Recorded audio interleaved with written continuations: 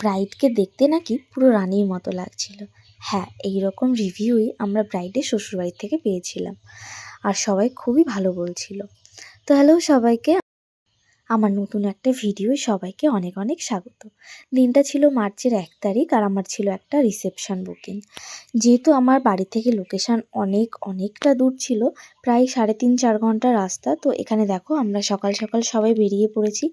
আর যেহেতু গাড়িতে আমাদের সবারই অসুবিধা হয় আর অনেকটা রাস্তা, সেই কারণে আমরা নিজেদের মতো আনন্দ করতে করতে যাচ্ছিলাম, যাতে কারোর কোনো সমস্যা না হয় রাস্তায় যেতে যেতে।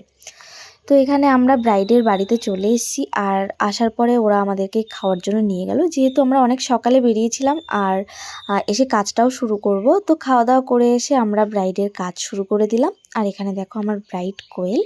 হ্যাঁ, আমি ওর বিয়ের দিনও সাজিয়েছিলাম, আর আজ ওর রিসেপশন, আজও আমি ওকে রেডি করছি। তো দেখো এখানে আমাদের দেখতে দেখতে বেস মেকআপ কমপ্লিটও হয়ে গেছে। আর যেহেতু বিয়ের দিন ওর পছন্দ মতোই ওর লুকটা করা হয়েছিল, আর আজকেও বলেছিল তুমি তোমার মতো করেই আমাকে সাজিয়ে দাও।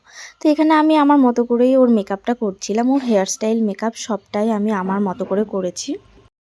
তো তোমরা সবাই অবশ্যই জানিও যে আজকে আমার ব্রাইডের লুকটা তোমাদের কেমন লাগলো।